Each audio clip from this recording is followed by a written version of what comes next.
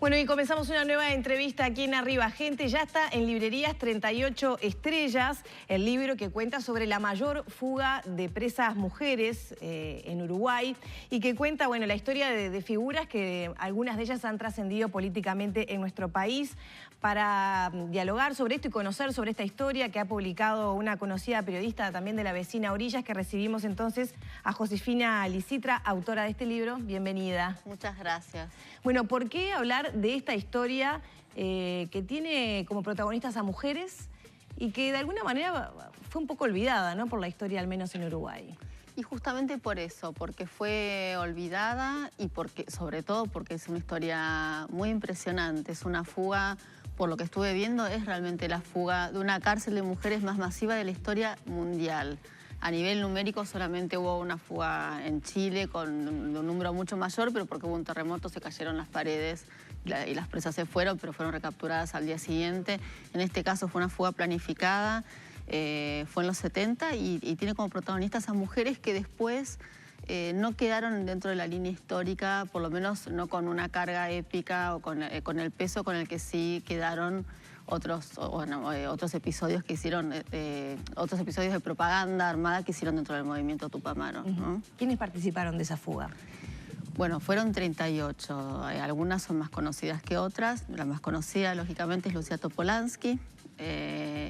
Su gemela, de hecho, hoy cumplen años, las gemelas Topolansky, María Elia Topolansky también, Jessie Maki, Graciela Jorge, Alba Antunes. Bueno, la lista es larga, pero algunas, no muchas, algunas ocuparon después cargos dentro del gobierno, sobre todo de Pepe Mujica, y la mayoría están vivas y con ganas de contar qué es lo que hicieron. Eso también me llamó la atención. ¿Por qué pensás que esta historia quedó en el olvido?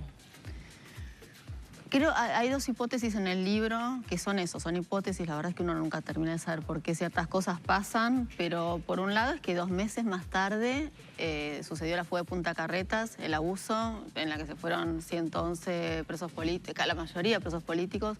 Fue una fuga tremendamente multitudinaria, llamativa, con un peso muy fuerte, y cualquier acto de propaganda armada cercano a ese episodio, la verdad es que es lógico que quedara opacado.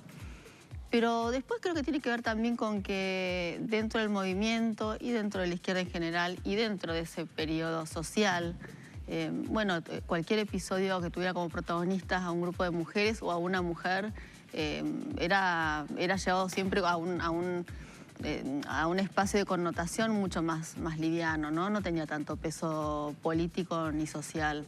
Es finalmente un tema de género. Josefina, recordemos que esto sucedió un 30 de julio del año 1971. Sí. Y la operación tuvo un nombre, que supongo que, bueno, por allí tiene que ver también el título que utilizás para el libro, que es 38 Estrellas. Fue denominado como un operativo Estrella en ese momento. Se llamó Operación Estrella. Ese era el nombre que se le dio internamente.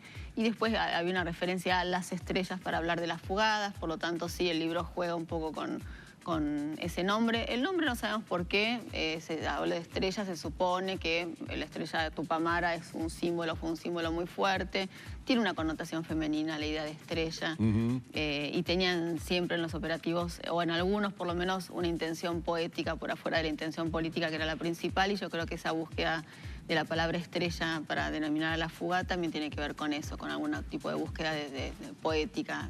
38 presas políticas. Sí, la mayoría tupamaras, pero no todas tupamaras. No todas, eso te iba a preguntar. No todas tupamaras. No, era la mayoría. A ver, la fuga fue orquestada por el movimiento Tupamaro, pero fueron invitadas a fugarse también otras organizaciones que estaban en ese momento en el pabellón de políticas. Había anarquistas, comunistas, había gente del PRT, que era una división que había salido del MLN, de Tupamaros, que estaba encabezada por María Elia Topolansky. Había otras facciones militantes que estaban dentro del penal, que también tuvieron la posibilidad de sumarse a esto, que era un proyecto de los Tupamaros. ¿Vivas las 38 hoy en día? No, murieron, la verdad es que no sé el número actualizado, pero cerca de 8 ya murieron. Algunas otras están fuera del país. Porque eran muy jóvenes. Estamos hablando de mujeres en el entorno de los 20 y pico de años. El promedio más o menos era 25 años. Hubo fugadas de 18, hubo fugadas de 27, hubo una que era Alicia Rey, que es como el nombre tabú dentro del movimiento, que después vendió a sus compañeros y se fue aparentemente a Europa con Amodio Pérez. Tenía 35, era la mayor de las Tupamaras, y después había anarquistas, comunistas que eran más grandes, pero dentro de Tupamaros, sí, la edad promedio era 25 años. Pero sí, algunas ya murieron. Otras varía un poco, hay algunas que son mayores, otras no tanto, pero todas tienen, las que están acá en Montevideo, por lo menos en Uruguay, tienen como capacidad absoluta para poder recordar y contar. ¿Cómo fue el contacto? ¿Con cuántas aproximadamente tuviste contacto? No sé si directo o en algún caso vía correo electrónico. Digo, con 16. ¿Con cuántas? Con 16. Y todas recuerdan muy bien. Es cierto, igual que el libro tiene, y está planteado dentro del libro, el recuerdo es intransferible. Cada uno de nosotros construye su recuerdo a su manera. Si uno se encuentra en un asado con la familia y recuerdan un episodio familiar, cada uno tiene un registro distinto. Imagínense, de una fuga hay en los detalles diferencias. En lo que es la trama común y más importante no hay diferencias, pero en los detalles sí. Y también eso me gustó porque tiene que ver con los frescos que están los relatos. No son mujeres acostumbradas a reiterar su historia infinitas veces ante el periodismo, ante quien les preguntara, porque no habían tenido la posibilidad de contarla demasiadas veces. Así que es un relato muy fresco, muy imperfecto en el mejor sentido. Me gusta que no esté acomodado a la hora de hablar. Y eso intento llevarlo al libro también. ¿Qué te han dicho las protagonistas después de leer el libro? ¿Has tenido una devolución? Todavía no, porque salió hace muy poco y estoy bastante pendiente de la devolución que hagan. Todavía no, estoy de a poco viendo que el libro les llegue. Algunas vendrán hoy a la presentación, que es a las 7 de la tarde en la Fundación María Benedetti. Pero estoy bastante pendiente. Es inevitable, creo, que no todas estén de acuerdo con lo que sale. No tendrían por qué molestarse igual. Creo que es un libro muy respetuoso, pero también es mi lectura de lo que ellas han contado. Yo creo que les va a gustar, pero es lo único que me tiene pendiente. Después del libro no me importa. ¿Y qué fue lo que te movilizó por la temática y justamente esta fuga particularmente? Porque digo, tal vez esto podría haber despertado el interés de algún escritor o algún periodista, algún comunicador uruguayo, ahondando y rascando en el pasado para ver alguna otra beta de la historia reciente. Pero ¿por qué te interesó esto? ¿Cómo tomas contacto con el tema además? Lo que preguntaría también, habría que ver por qué acá no estuvo ese interés, porque yo pienso que una fuga de una cárcel de mujeres le podría interesar a cualquiera. O sea, no siento que yo tenga alguna mirada especial, creo que es llamativo como episodio, pero también puede ser que acá en Uruguay formaba tanto más del universo como más cotidiano, noticioso, uruguayo, además dentro de Tupamaros, que fue un movimiento que generó episodios en abundancia. Así que quizás esto quedó como dejado a un lado también porque acá se había como muchos otros temas de los que hablar referidos a Tupamaros y todos muy pintorescos. Es lo único que se me ocurre para pensar por qué no se hizo algo acá, porque a mí me interesó porque creo que a cualquiera de mis colegas les podría haber interesado. Era una fuga, me interesa como narrativa, literariamente, como policial, me interesa la fuga, me parece entretenida de contar.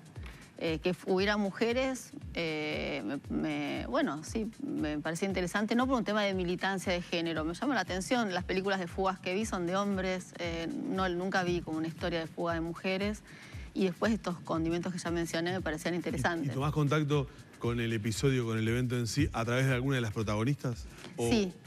Sí, estaba en el 2011 haciendo un trabajo sobre Pepe Mujica, y dentro de ese perfil que estaba haciendo, que consistía en hablar con mucha gente que lo hubiera conocido y después de escribir sobre él, la entrevisté a Lucía Topolansky, y fue ella quien mencionó la fuga, pero sin darle demasiada relevancia, la mencionó en un contexto hablando de otra cosa.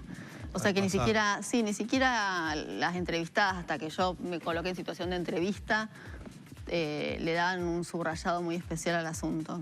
¿Esto puede ser leído como una novela histórica? ¿Es una crónica? Tú decías que bueno, tiene imperfecciones fácticas quizás por ese relato de cada una. ¿Cuál es el objetivo entonces de esta crónica? Contar una historia. Es un objetivo muy chico, pero yo creo como en el peso de los objetivos supuestamente pequeños. Yo lo que quería a esta altura era satisfacer una curiosidad personal. Me parecía interesantísima la historia. Quería entender también un movimiento en el que se espejó mucho la izquierda argentina. Yo soy argentina, tengo 43 años, soy de la generación hija de los militantes de izquierda en los 70, mis padres militaron, tenían como una mirada muy romántica de lo que eran los tupamaros. Ahora puedo entender con el libro hasta dónde llegaba, que no era un tema personal de ellos, sino que hubo muchas acciones que eran réplicas de acciones tupamaras acá. Hubo una toma de La Calera, que fue un pueblo en Córdoba, que se hizo replicando la toma de Pando. Hubo una fuga en una cárcel de Córdoba de mujeres que se hizo replicando la fuga de la cárcel de Cabildo. O sea, se miraba mucho Uruguay, casi como musa inspiracional dentro de la izquierda, a la hora por lo menos de la propaganda. Y me interesaba también entender ese ideal del que se habían alimentado mis padres a través de un modelo como el de los tupamaros, que si bien tiene puntos muy controversiales, es mucho más, entre comillas, blanco que lo que fue la guerrilla en Argentina, que se enfrentó a un Estado mucho más sangriento y por lo tanto también fue más sangrienta. Ese era el objetivo, pero casi diría que es un objetivo personal, pero que yo creo que lo personal es fácilmente colectivizable. Creo que le puede interesar a mucha gente. Bueno, vamos a agradecerle a Josefina su presencia. Recordamos 38 estrellas, la mayor fuga de una cárcel de mujeres de la historia. Ustedes han tenido prácticamente en todo momento allí también la imagen de la tapa del libro. Y quiero preguntarle a qué pertenece esa fotografía. Es una foto muy particular porque en realidad no pertenece al periodo de la fuga, sino que es posterior, es de la época en la que las presas políticas, o los presos en general, presos y presas, fueron amnistiados en el 85 y salieron en libertad. En la foto se ve más claramente, ¿no?, a las gemelas Topolansky. Sí, sí. La idea era, buscando una imagen de tapa, encontrar algo que remitiera a la alegría de vivir que tenían estas mujeres. Y aunque esta foto es posterior, resume un poco el espíritu del libro. Eran mujeres que estaban, casi diría, no sé si la palabra es felices, pero muy contentas y en ebullición por haber nacido en ese periodo histórico y estar formando parte de esa historia. Yo vi mujeres contentas con su vida y un poco la tapa intenta reflejar eso. Muy bien, muchísimas gracias. No, un placer favor. Realmente. Hemos estado dialogando con Josefina Licitra, autora de 38 estrellas. Nos vamos a la pausa, volvemos para el cierre, tal vez con algún mensajito y con muy buena música. Escucha el corazón del balancín, metalúrgico soy, con su latido, mi profesión, esto me